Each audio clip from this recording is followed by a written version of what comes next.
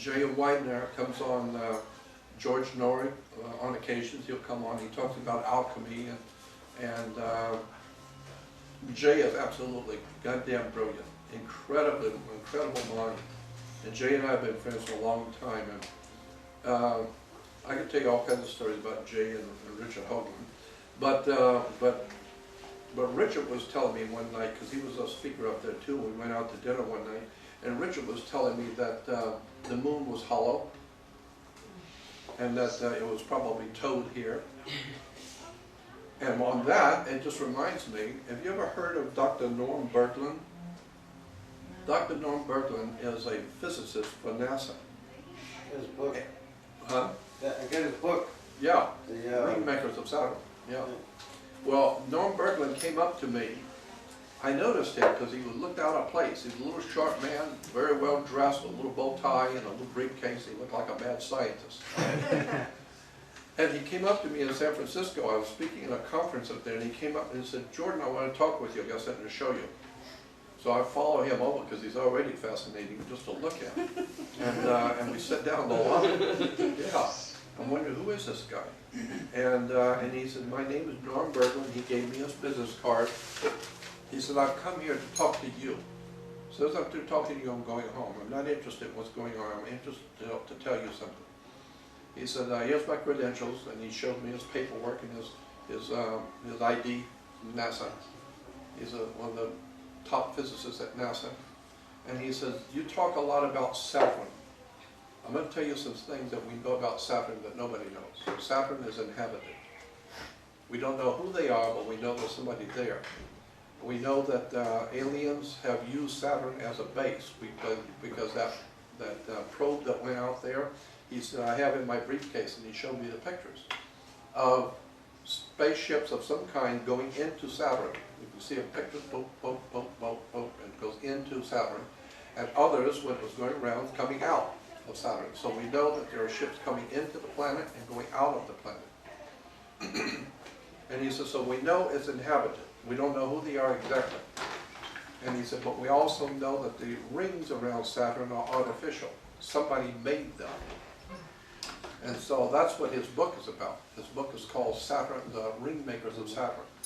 And he shows pictures about one ring that's in the process of being made right now. And it's 9/10 done, but it comes almost, but it's not finished yet. And there's a ship, some sort of a spaceship, that's producing that ring. Little by little, it's producing the ring, and it's almost finished. And he said, and he showed me the spaceship, and he said, it's estimated, our scientists are estimating this ship is over 3,200 miles long, from Los Angeles to Connecticut. 3,200 miles wide. Spider. And he says, and that's how wide it is. And he said, but it's not the only ship. This is the one that's building a new ring. But there are others that go into Saturn and come out of Saturn. So we know it's inhabited. Now, when I put that together with the fact that on the north pole of Saturn is a hexagram. Did you know that? The Star of David is on the north pole of Saturn. What's the significance of that? Well, now it opens up a can of worms. Because now Saturn is inhabited. We know scientifically it is. On the north pole of Saturn is the hexagram, or what we call the Star of David. A hexagram is a six-pointed star. And yet the Jewish God Yahweh, Jehovah Yahweh, is directly connected, even in the old scriptures, to the planet Saturn. And Saturn in the Phoenician language is today called Hebrew. Today when we say something in the Hebrew, it's not exactly Hebrew. Hebrews speak it. The language itself is Phoenician, and the Hebrews speak the Phoenician language, so we call it Hebrew. Well, that's like saying in America we speak the American language. No, there's no American. That's English, but we speak it, we're called Americans. And so it's not American language, it's English. Well, the Hebrews speak it, but it's not Hebrew, it's Phoenician. Well, in the Phoenician language, the planet Saturn is spelled and said Shabbat. Shabbat is Saturn in the Phoenician language. And the worship of Shabbat is called Sabbath. And so the Sabbath is the worship of the God Yahweh, Jehovah, which is the planet Saturn. And so that's the Holy Sabbath, Shabbat. And then you start getting into, wait a minute, and what is the rings around Saturn? What is that? And I asked him, well, what do you think the rings are? He said, we're not really sure. But what we're theorizing is the rings could be a dish, like our deep space dishes for telecommunication. It could be that those rings are connected to Saturn somehow as a dish for deep space communication.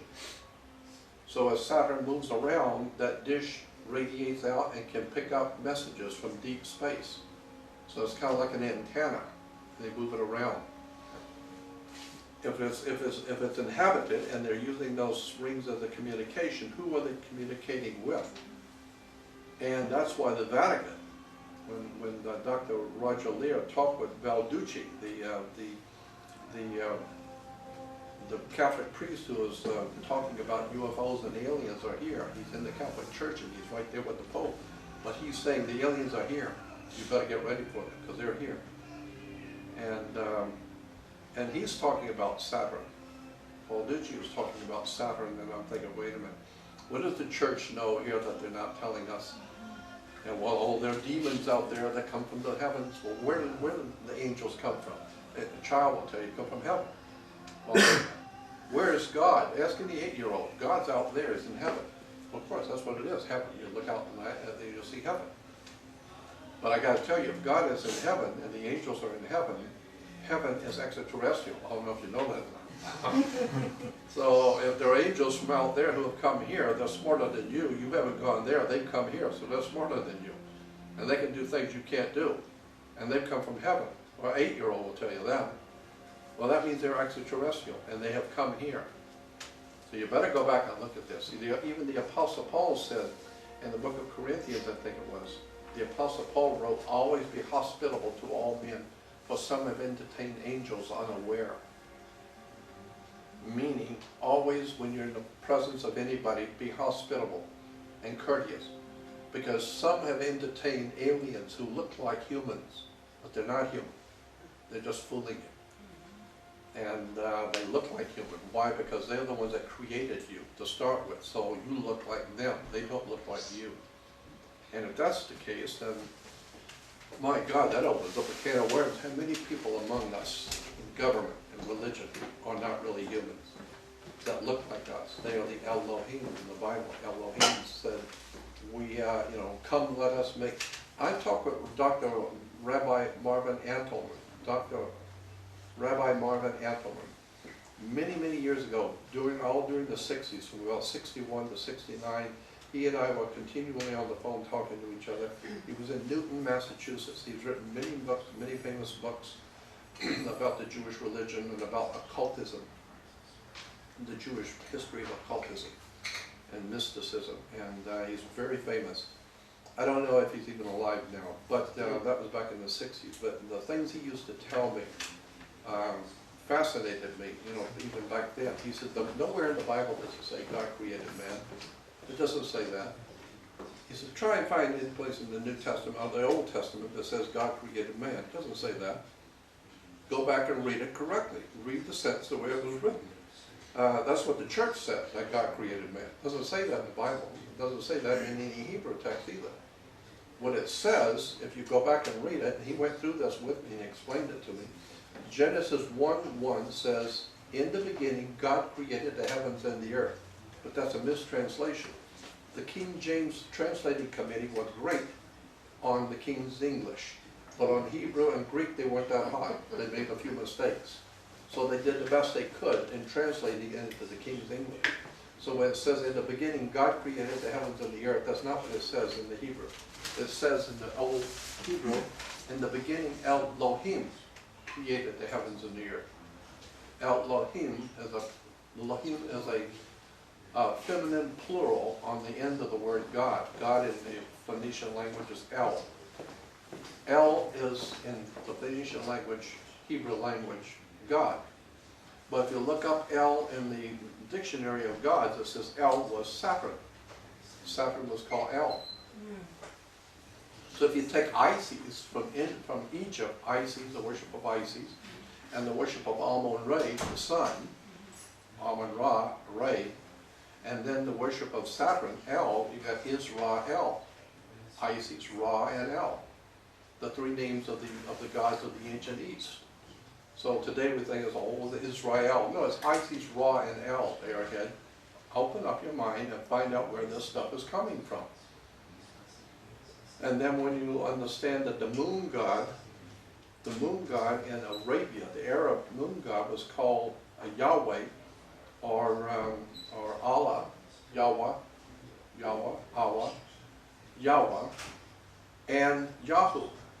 Yahoo on computer, look up Yahoo, and in the religious dictionary it will tell you Yahoo is Yahweh, the Hebrew God, Yahoo. And but anyway, the Arabic moon god was named, his personal name was Sin, S-I-N. That was his name. Sin was the moon god. And in the old ancient Arabic language, a mountain was called Ai. Ai was a mountain. And so at night in Arabia, they would look east to where the sun, when the moon was rising. And the moon rose in the mountain range. In Arabia, they have a very high mountain range in the middle. And so at night, you could see the moon come up from the mountain. The ancient Arabians called him, go to any dictionary, look up Old Man of the Mountain. Old Man of the Mountain was the moon god's named Sin, and he lived in the mountain. So at night, the Old Man of the Mountain would come up, and so the ancient Arabians and the Phoenicians, which we call the Hebrews, would worship the moon god. And his name was Sin. And a mountain is called Ai. You put the two together, it becomes Sinai. Sin, Ai, God of the mountain. So Moses goes up to Sinai. No, Sin, Ai, the mountain of the moon god. This is why in Genesis, the first chapter, it's talked about when God created everything, he starts in the evening of the morning of the first day. This is why today, Jews still celebrate, the beginning of the day from 6 o'clock at sundown to 6 o'clock the next day at sundown. That's a day. They don't do it from 12 midnight. They do it from 6 in the evening to 6 in the evening. That's a day. Why? It's because from 6 in the evening is when the moon god comes out. Because they're not sun worshippers, they're not Christians. Christians worship the sun, but the Jews worship the moon. So they have what is called a lunar calendar. We have a solar calendar. So the Catholic Church gave to the Western civilization a calendar based on the sun, God's Son, our risen Savior, who walks across the sky in 12 steps. And so it's a 12-step program. Well, that's right. If the alcoholics have a 12-step program, you got a 12-step program when you go to school, starting the first grade and into the 12th, 12-step program. And the sun was referred to as Horus. Horus was the sun god, and he walked across the sky in 12 steps. And he was our risen Savior. Of course, the Horus was your risen Savior. That's why today the sun comes up on the Horus rising. Horus is risen. He's risen. He's our risen Savior. And he walks across the sky in 12 steps. So they would say Horus is the first step, Horus is the second step, Horus is the third step. So he walks across the sky in 12-step program. And what did he do for us? He brought light into the world. Light was Lucius in Latin. Lucius, the god of Lucius, light, walks across the sky. When you personify and make light into a person, it becomes Luke. Luke is Lucius in Latin. So you have Luke Skywalker, who walks across the sky and meets his evil brother, Darth Vader, the Prince of Darkness. It's just religion. It's just a story. Now listen to Dr. Lee and tell you some shit you are not going to believe. Stuff that he has actually seen. Did you see that? You think you've seen strange stuff? Go to Ecuador and see what they've got that you don't even know exists on the earth. But he was saying, and Klaus Donna is another guy you need to know about. Klaus, K-L-A-U-S, Donna, D-O-N-A. He's got a couple of videos on my website. Extraordinary man from Germany. He's into all this stuff too. But Dr. Leo was saying that But there's a doctor friend of his who lives in Ecuador who has a large museum there of all kinds of strange artifacts that he owns in that museum. So he said, so I went down to visit him, stayed with him for a couple of days, and he said, so he took me through all the museum, showed me all these fascinating, incredible statues of Reptilian and all these things that they made hundreds of years ago. And he said, and so Dr. Lear said, instead, I told him, this is some of the most fascinating stuff I've ever seen. He said, no, I got the good stuff in the back. But I haven't drank first. And then I will show you the real stuff in the office. And he said, so we went in his back office, and he went over to his safe in the wall, and opens up the safe, and he pulls out a box. He said, it looked just like a cigar box, the size. And he said, I was sitting at his desk, and he brings the box over and sits it down, opens it up, and there were 2 dead crabs. Just 2 dead crabs. And he said, then he reached in and took the crabs out and laid them in front of me. He said, check that out. And he said, Dr. Lear said, I couldn't believe that where the eyes and the mouth of the crab would be was a human head looking up. No. With the jaws that could move. But it was a skeletal head. It had died. But both these crabs had skeletal heads where the eyes would be, a human head that was perfect size of a little tiny head looking up, and he said that the jaws would move so that it was half crab and half human. But the crab's head and the spine on the back of the head was connected to the crab shell. So it was one entity. It wasn't some small person put it in there. No, it's one entity, because he said, the magnifying glass, I could see the shell is connected to the spinal that's holding the head.